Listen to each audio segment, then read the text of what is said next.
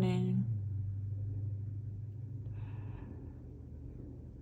Watching over my seedlings.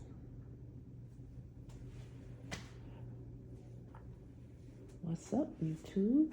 I have another update. So this is, today is the 24th of January. So it's been about 2 weeks, right? Since I started these seedlings. Now, I put them back under domes. This is the critical part here, because I have germination here and there, and you have some things getting true sets of leaves, some things that haven't germinated yet, some things that are still germinating, some dampening off. I missed the mark with watering those, and they didn't dampen off, they like dried out, so had to replant. But this is, this is the critical part of seed starting. You end up with uneven germination, and I'm still in the beginning stages of gardening and seed starting, so I may have removed the domes too soon. When they say, or if you hear, as soon as something germinate, remove the dome immediately. That's not, it sounds like you would remove the dome at this point, but not necessarily, because what about these other 3 trays that haven't germinated yet? And as you can see, these have germinated, and I have the dome on. I keep the dome on all day, and there's, they're not dampening off. So it's a learning stage, but I have some things that are doing well. The nasturtiums are doing well. Marigold is doing well. I had to reseed that.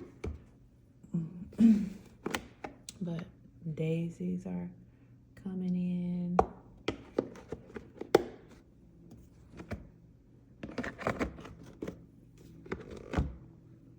More marigold.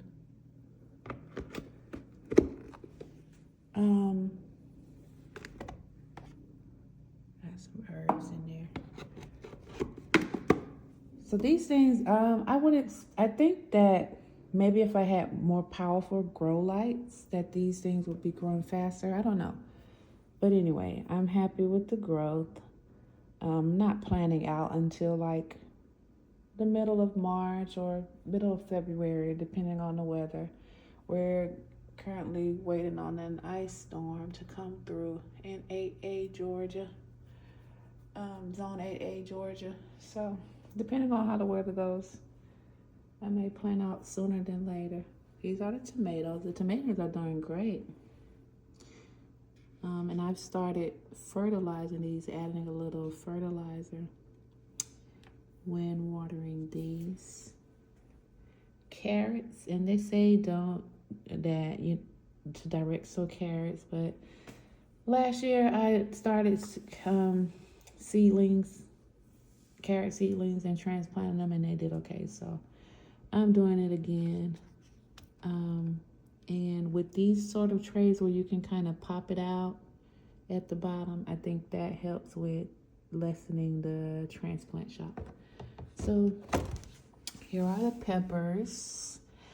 Again, I put these back on the heat mat because in my house, the temperature stays at 78. The thermostat stays on 78 in the wintertime, but peppers need it hotter than that. So far, this is the germination I've gotten on peppers, and they were on the heat mat. And so I don't know if that has anything to do with them germinating faster, but for the ones that have not germinated yet, I put them back on the heat mat. Yeah, just a short update on the indoor growing, indoor seedlings. I'm Okay, germination is okay on these.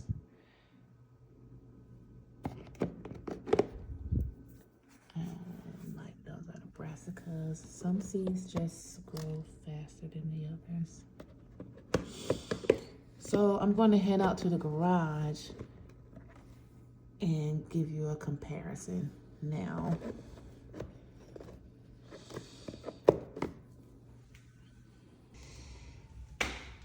We're in the garage.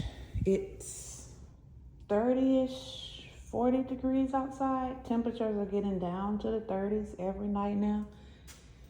And this greenhouse is holding heat. You can see the condensation on it, how it keeps that great climate for seed germination.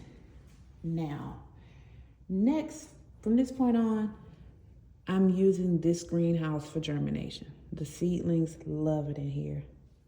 Reason that I have 2 stations going, the one indoors and the one out here, is because I use these green stalk garden seed starting kits, and they are bigger than the shelves on the Vigo indoor garden growing system that I have. So I ran out of space in there, and I'm using the extra shelves I have here. Moving forward, and I got some different trays. I got the regular 10-20 size trays that I'm going to use so that I can maximize space on the indoor garden. But I will absolutely be using this greenhouse for germination, and then using the Vigo system for growing the seeds. But that being said, the Vigo garden growing system grow lights are 17 watts, but the Vivo Sun grow lights that I have out here, they're 15 watts each. So each of these T5 grow lights are 15 watts. That's 45 watts, or so if I got that concept right. But I think that these 3 lights of the T5 gives off more light than just one 17-watt grow light. So I'm observing how well things grow here versus the Vigo indoor system. But I have decided that I will be using this for germination. Look at the fruit trees. They're getting spoiled, and I'll have to harden them back off when they go back outside. Roselle has no germination yet, and I'm surprised because last year I had these on a windowsill and it germinated overnight. The seed germinated overnight. So maybe Roselle or Jamaican sorrel loses its vigor fast, just as fast as an onion. I don't know, but no germination yet. I'll put more seeds in here because I will be growing more hibiscus this year. I love hibiscus and ginger as a drink. So yeah, I mean, the germination in the grow house I have a higher germination rate in this greenhouse. And as you can see, the domes have the humidity going, and germination is just better here, inside of here. Look at the onions. These are different seeds. I have onions from another seed company that I purchased from, and I'm thinking that it may be the seeds. I don't know, because these seeds came from another seed company, and no issues. No, didn't have to do anything special to get them to germinate. So I have some onions. I will have onions, hopefully. Of course, those are like petunias, more peppers over here. This is my lettuce. And I mean, again, when they say immediately remove the humidity dome when things germinate, you know, you have to test it out. But these are in a humidity dome all day, and they're not dampening off. They're still growing.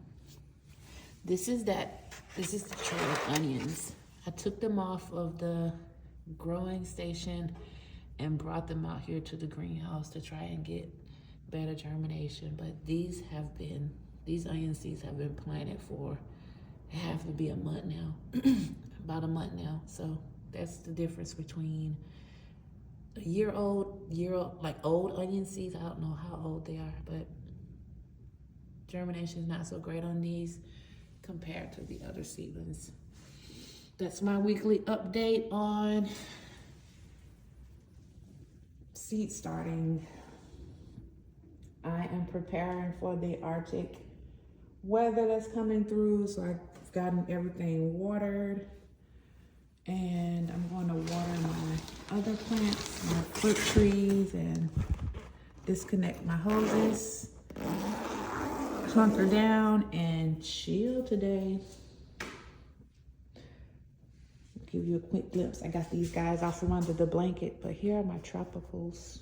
Got bananas, mango, guava, pineapple.